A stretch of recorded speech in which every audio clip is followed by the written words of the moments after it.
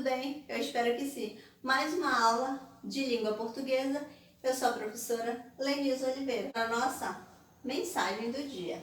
Não importa a cor do céu, quem faz o dia lindo é você. Mesmo que você acorde com aquela preguicinha porque olhou e o céu estava nublado. Mas a gente não está falando aqui de céu, a gente está falando do teu interior. Porque você é a pessoa mais linda do mundo. Então deixe transparecer isso, deixe transparecer sua alegria, a sua vida é importante. Deixe transparecer sempre isso, a tua alegria. Alegre o dia das pessoas que estão ao seu redor. Sempre, sempre. Então, vamos lá para a nossa aula. Vamos lá, meus queridos, para a aula de número 17. Livro didático, páginas 61 a 64, nosso visto de número 13, gênero textual romance, discurso direto e indireto, linguagem literal, linguagem figurada e contextualização, tudo dentro do gênero textual romance e com exemplificações. Correção do livro didático, visto 2, páginas de 8 a 11. Vamos lá. Primeiramente, vamos relembrar o que é o discurso direto. O discurso direto é o discurso em que a fala dos personagens é produzida no texto. Usamos os dois pontos e o travessão para reproduzi-las. Exemplo: minha mãe falou, quero esse quarto organizado. Pedro perguntou, professora, posso ler o texto? O aluno respondeu, memórias são histórias da vida da gente. Exemplo aí na tirinha. Ontem não fiz os trabalhos de casa, espero não ficar de castigo.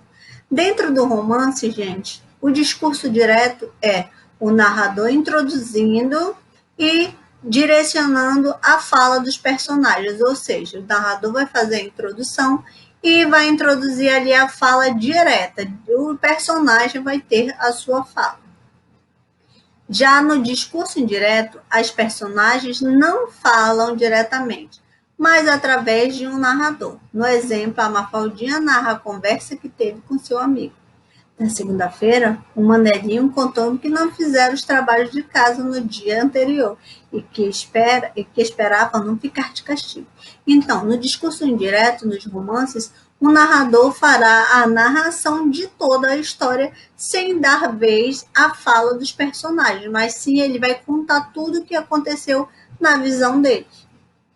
Bom, vamos para a linguagem literal e a linguagem figurada. Eu quero que vocês assemelhem isso, gente. Quando eu falar de denotativo, esse Dzinho vai ser de dicionário, vai ser a mesma coisa que linguagem literal. E o conotativo, que é esse Czinho de criativo, de sentido figurado. Então, linguagem pode ser denotativa e conotativa. A denotativa ela vai apresentar sentido não figurado, é mais comum em textos não literários, ou seja, em textos científicos, em artigos. Já a linguagem conotativa, ela vai apresentar um sentido figurado, que ela opõe-se ao sentido não figurado, ou seja, um sentido criativo, um sentido figurado, um sentido não literal. É mais comum em textos literários, porque vai haver ali uma obra fictícia, uma história fantasiosa para encantar com a própria literatura, que é a arte de se escrever. Bom, agora vamos ver a contextualização. É a ação de estabelecer um contexto para determinada coisa, normalmente com o intuito de explicar os motivos ou características precedentes de uma situação, por exemplo. Então, muitas vezes, nós contextualizamos dentro da sala de aula. Às vezes as crianças, vocês, né, até brincam dizendo, nossa professora, aula de matemática, quando há na aula números, quando eu tenho um texto que conta alguma história que tem ali números, relatando números, que nós temos que fazer a intertextualização desses dois textos e estabelecer aí a interpretação. Então, isso é contextualizar e intertextualizar também. Chegou a hora da nossa atividade. Pega o seu livro didático e vamos lá. Vamos para a página 61 Questão de número 10. Existem várias formas de tratar as falas dos personagens na narrativa. No fragmento a seguir, elas estão em discurso direto, que é a reprodução direta da fala e mostra o que acontece em lugar de contar.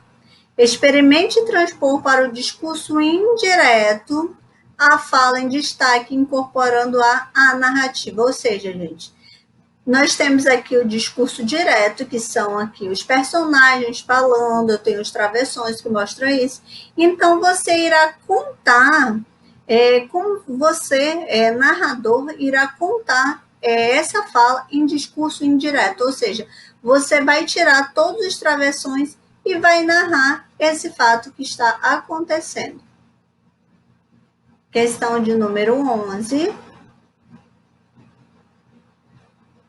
O romance O Velho Mar descreve ao longo dos 2 dias as noites inteiras em que Santiago ficou no mar, sozinho, tentando pescar um marlim gigantesco, até a chegada do velho pescador à praia.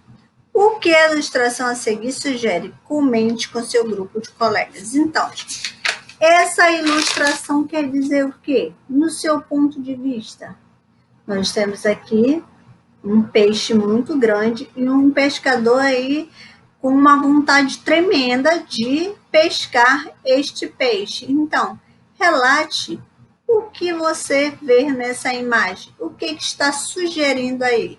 Então, você vai transcrever. Particularmente, acho que o pescador ali vê aquele peixe, com o que ele sente, qual a sensação. Quando vê aquele peixe enorme, ele pulando, um peixe gigantesco pulando ali na sua frente. Então, comente como até se você fosse esse pescador, o que você sentiria. Próxima página. Página 62, que diz o seguinte. Relate o que você imagina que está acontecendo nesse momento. Caso já tenha lido a obra, recorde essa passagem com palavras próprias. Essa questão 12 que nós não iremos fazer, porque eu mostraria as imagens, a narrativa, mas no momento nós não vamos fazer. Vamos direto para a questão 13. Releia o texto O Velho Mar para identificar outras cenas e os elementos que a compõem, moldura, atmosfera, ações, e justifique aí sua análise. Então, gente, você vai ler o texto, já fez com certeza a leitura do texto, do O Velho Mar, essas 2 páginas que nós temos, e você vai me dizer o que você analisou da atmosfera, quer dizer o ambiente onde eles estavam. Quais os elementos que compuseram a cena? O mar, o peixe, canoa, o menino, todos esses elementos que você analisou que estavam ali dentro daquele contexto. Página 14. A história de O Velho Mar pode ser lida literalmente. Sobre um velho pescador e sua luta para pegar um peixe enorme. Ou metafórica, isto é, como representação de alguma situação da vida, considerando que essa história pode ser uma metáfora. O que o velho pescador tem a ensinar ao leitor? Então, nós já vimos que a linguagem literal é a mesma linguagem, o quê? Conotativa ou denotativa? Denotativa, que é uma linguagem de dicionário, uma linguagem real. Ou pode ser aí metafórica, que é o sentido conotativo, de criativo, de figurado, que é uma linguagem metafórica, quer dizer o quê? É uma metáfora da vida, como se aquele peixe ali fosse o objetivo do pescador, de resolver aquele problema e chegar a uma solução. Então, considerando esses 2 aspectos, você acha que é no sentido metafórico ou no sentido literal essa história foi escrita? E se qualquer uma das 2 situações, tanto a literal quanto a metafórica, ele vai ter um ensinamento. Qual seria esse ensinamento? Comente e transcreva. Vamos lá. Questão de número 15. Em sua opinião, por que Ernest Hemingway, gente, meu inglês não é muito bom, deu a sua grande obra o título O Velho e Mar, e não de O Velho e o Peixe? Então, hipoteticamente, você vai dizer, porque na sua opinião, por que você acha que ele deu esse nome à sua obra? O Velho e Mar, não o Velho e Peixe. Então, será que o mar ele tem muito mais a ensinar do que um simples peixe? Transcreva. Na página 63, nós temos alguns comentários referente ao livro Max e os Felinos, de Moacir Scliar. Temos um pouco da história de Moacir. E nos intervalos, que são vários trechos do livro, que diz: você vai ler a seguir alguns trechos do romance Max e os Felinos, que serão apresentados em intervalos para reflexões. Antes, confira uma contextualização que acontece nessa história. Bom, Max Schmidt é um jovem alemão. Ele está fugindo do nazismo e embarca para o Brasil num velho cargueiro, que transporta também animais de um zoológico. Acontece um naufrágio, que depois será considerado criminoso, mas Max consegue se salvar usando um Scarlet. Bom, encontramos Max no exato momento em que, no segundo dia após o naufrágio, já estava com uma série de queimaduras de sol. Ele teve a ideia de improvisar uma espécie de cobertura com os destroços do navio que flutuavam ao redor do Scarlet, onde se encontrava a deriva. Diz o seguinte: uma grande caixa de madeira boiando em uma pequena distância parecia adequada para isso. Com muito esforço, remou até lá. Puxou a caixa para junto do barco, examinou-a e constatou que tinha na parte superior uma tampa fechada com um cadeado, que agora, quebrado, prendia frouxo. Max tirou. Alguma coisa pulou de dentro da caixa, arremessando com força inaudita contra o chão de Scarlet. Max bateu com a cabeça e perdeu os sentidos. Intervalo 1, você irá comentar nas linhas ao lado o que era essa coisa, alguma coisa que pulou de dentro da caixa, fazendo Max cair e bater a cabeça. Imagine a cena. Como é possível que algo dentro da caixa ainda estivesse vivo no meio daquele mar? Fazia 2 dias que o cargueiro tinha afundado. Aqui diz o que é um escala, que é uma pequena embarcação de proa fina, é como se fosse ali uma canoa. Então, comente o que você acha que pulou de dentro daquela caixa e ficou ali 2 dias ainda vivo. O que será? Olha o tema, olha o título do livro que pode te dar uma ideia. Vamos à página 64, nossa última página do exercício de hoje, que diz o seguinte: no intervalo 2. Vamos ler aqui. Aos poucos foi se recuperando, abriu os olhos. O berro que soltou atroou os mares diante dele. Sentado sobre o banco do Scarlet estava um jaguar. O jaguar no Scarlet. Meu Deus, valei-me, Jesus Cristo! Tem pena de mim! Pai, mãe, me acudam, por favor! Os olhos fechados, as mãos aferradas a bordo do Scarlet, o corpo sacudido com violentos tremores. Max se espera pelo fim, primeiro com um tremendo golpe da grande pata. Logo em seguida, a fera se atiraria sobre ele, que cravaria as presas no ventre, nos braços, nas coxas, arrancando o poste dos minúsculos triturados ossos. Ele morrendo em meio ao sofrimento atrozes. Senhor, nas tuas mãos entrego minha alma. Ele já estava ali desesperado, porque achava ali que o jaguar iria comer. Intervalo 2. Max teria sido devorado pelo jaguar? Sim ou não? De que modo narrador e personagem se fundem nesse trecho? Ou seja, eles se confundem ali nesse trecho. Então, qual é essa parte que é o narrador e que é o Max? Que recurso o autor usara para contar os próximos acontecimentos, mantendo o leitor preso à narrativa? Então, que recurso ele usou? Ele usou um recurso emotivo, ele usou um recurso dramático. Que recurso ele acabou usando ali para prender o leitor a imaginar o que teria acontecido? Drama, suspense. Bom, e nós temos aqui o intervalo 3 que diz: o pai de Max era um comerciante de pele. A loja Ao Tigre de Bengala era decorada por um tigre empalhado, caçado por ele na Índia. Olha aí a semelhança. Max, quando menino, tinha pesadelos com aquele animal, mas gostava de refugiar-se no depósito de pet.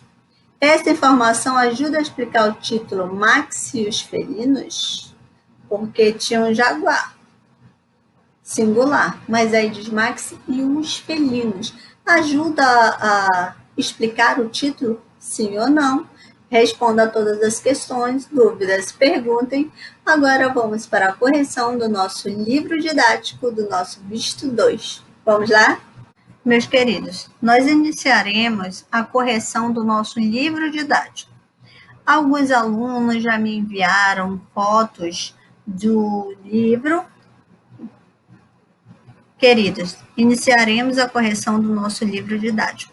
Quero destacar que os alunos que me enviaram as fotos, os registros com suas atividades respondidas, eu já vistei, computei o seu ponto de participação e você já garantiu o seu ponto porque você tentou responder e respondeu corretamente. Acredito eu que você respondeu corretamente todas as questões. Nós aqui vamos ressaltar as questões uma por uma para que você verifique se sua resposta está coerente. Vistei o seu livro, vistei as fotos, calculei sua participação. Agora você verificará se as respostas estão corretas. Quero ressaltar também que sua resposta não precisa estar idêntica ao do livro didático, mas tem que estar dentro desse contexto. Por quê?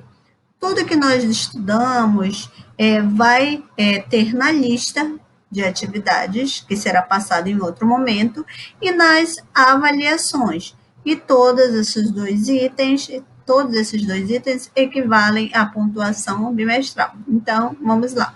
A questão do nosso livro didático, na página 8, questão 14, diz o seguinte: considere os dois últimos parágrafos do texto para responder as questões a seguir. Letra A. Qual é o conteúdo do 7º parágrafo? Então, você respondeu aí que é nesse parágrafo que a autora explicita sua opinião sobre a polêmica da construção do Parque Sucupira.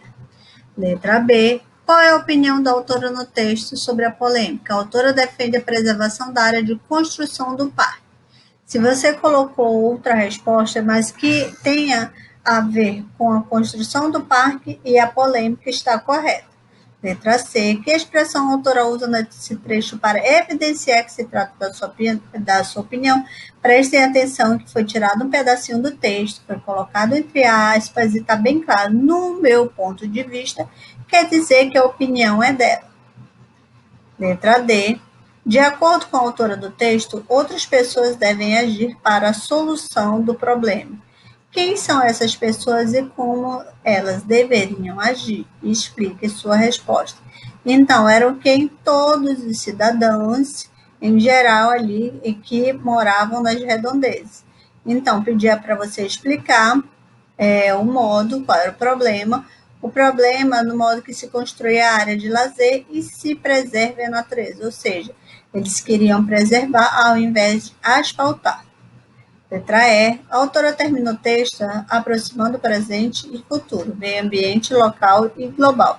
Explique essa análise, então. A autora mostra que as ações do presente, como a preservação do meio ambiente, têm consequência do futuro. Além disso, ela mostra que o cuidado que se tem com o meio ambiente local está ligado ao conteúdo ao cuidado com o planeta todo. Letra F. A autora convida os leitores e os cidadãos a agir em prol da questão. Que elemento linguístico marca esse posicionamento? A forma verbal vamos, porque quando ela diz vamos, ela está ali englobando todas as pessoas que estão ao redor. Questão de número 15. Com a proposta de solução apresentada para a situação problema, a autora do texto, então, somente a alternativa B que não estava correta. A, C, D, E e F estavam corretas. Espero que você tenha marcado corretamente. Questão 16, pedia que você... Só um momento, que eu só... Você já estudou que, em geral, essa é a estrutura da dissertação escolar, que nós estudamos, situação, problema, discurso e a conclusão. Então, indique os parágrafos de cada uma das estruturas da dissertação lida. Apresentação da situação, problema, 1 a 4º parágrafo. Tese ou polêmica, 7. Discussão, argumentação, 5 e 6. E a conclusão estava ali no parágrafo 8. Espero que você tenha acertado. Vamos para a próxima página, página de número 9. Página de número 9, letra B. A maior parte da dissertação foi empregada no desenvolvimento de qual parte da estrutura da situação-problema? Letra C. A opinião da autora é apresentada quase no final do texto. Você considera que, com essa estrutura, o texto prende a atenção do leitor, ou seja, torna-se interessante e justifique sua resposta. Então, gente, essa é uma resposta pessoal. Na sua opinião, essa consideração aí que a autora coloca, o título dela, a estrutura, a opinião, no final, você acha aí que foi importante, sim ou não, e justifique. 17. A dissertação escolar é um texto argumentativo. Ao construir sua argumentação, a autora se valeu do tipo de argumentos. Identifique nos parágrafos em que os argumentos a seguir. Argumento de autoridade, parágrafos 5 e 6. Alusão histórica, 3 e 4. Dados estatísticos, não aparecem nenhum dado de estatística nenhuma. E argumentos por raciocínio lógico, parágrafo 5. Você vê que aqui nós temos uma pegadinha no meio para confundidos. 18, leia o trecho. Depois de fazer a leitura do texto, responda. Que palavras nesse trecho indicam que a autora comentará um processo iniciando antes de ela começar a escrever o texto e que ainda não havia terminado quando finalizou a escrita? Explique sua resposta. Então, vem acontecendo, quando ela usa essa locução verbal, vem acontecendo. Por que uma locução? Porque nós temos dois verbos, um auxiliar e um principal. Então, quando ela usa essa locução verbal, ela está sinalizando que a situação ali iniciada no passado e ainda não finalizou, porque vem acontecendo, pois é composto por um verbo no presente do indicativo e outro no gerúndio, NDO, ok? 19. Textos argumentativos podem ser escritos em primeira ou em terceira pessoa. Qual foi a escolha que a autora fez para a estrutura do seu texto? Que elementos linguísticos marcam sua escolha? Então, o autor optou pelo uso da primeira pessoa, marcado pela flexão verbal moro e vamos, e pelos pronomes possessivos, pelo pronome possessivo nosso. Então, ela deixou bem clara a participação dela. Questão de número 20. Releia este trecho do parágrafo 1, onde o comércio é bem diversificado. Diversificado significa uma característica do comércio, ok? Vamos para a próxima página, página de número 10. Página de número 10, questão 21. Compare os trechos retirados do texto com a perspectiva reescrita. Trecho do original, comércio é bem diversificado, e trecho reescrito, o comércio parece bem diversificado. Olha a diferença do ter a certeza e da hipótese. Houve mudança no sentido da oração com alteração da forma verbal? Sim ou não? Sim. Agora você vai explicar a sua resposta. Por que você acha que houve mudança? Nós temos aqui uma opção de resposta, mas explique aí, porque quando você coloca o parece, não tem certeza de algo. Vamos lá, questão 22. Note que no último parágrafo, a autora usa a expressão entre aspas. Que sentido essa expressão tem no texto? A expressão é mataram aqui. Refere-se ao que aconteceu com as minas d'água no local usado no sentido de destruir, acabar, arruinar, fazer desaparecer. Próxima, letra B. Que outra palavra é empregada entre aspas no texto? Qual o seu sentido? Identifique outros termos que servem de sinônimo a ela. Então, no parágrafo 4, são empregados aspas na palavra biquinha, diminutivo de bica, orifício de onde sai água, fonte de água. Esse termo é sinônimo de minas d'água e água de minas naturais. Vamos lá, questão 23. É possível perceber o ponto de vista de quem produz a argumentação ao identificar alguns recursos empregados na construção do texto chamado modalizadores discursivos. Releia o trecho a seguir. Pede para você reler o trecho e observar a expressão que está sublinhada. É importante que qual a função, certeza, dúvida ou avaliação, sentimento da expressão sublinhada? Está indicando que a valorização, a formação da consciência das pessoas em relação à necessidade da preservação do meio ambiente. Ainda na página 10, questão B, letra B.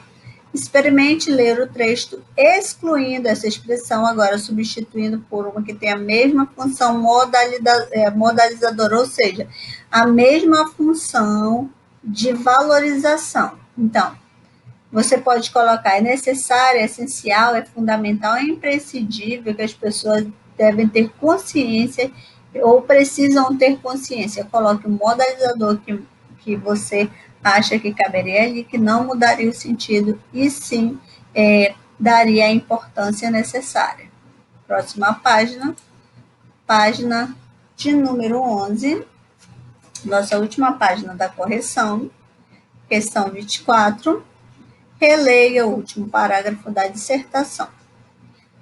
Depois de você ler o parágrafo, letra A. Observe que nesse trecho, determinada situação é apresentada como uma ameaça. Qual é ela?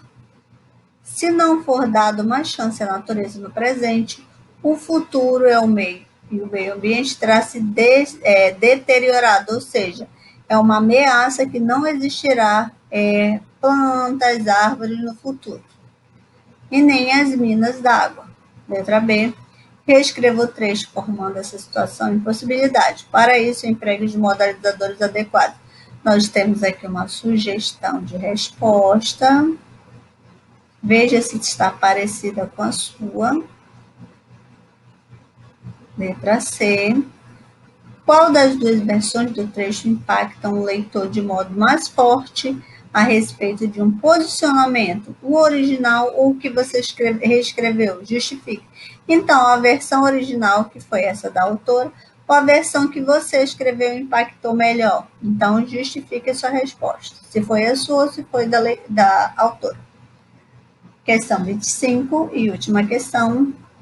As conjunções ajudam o falante a organizar o seu texto, articulando os termos entre si e as orações, porque nós sabemos que as conjunções são conectivos das orações. Nos trechos abaixo, as conjunções de destaque têm sentido diferente ou iguais. Explique sua resposta. Nós temos aqui o pois e nós temos o portanto.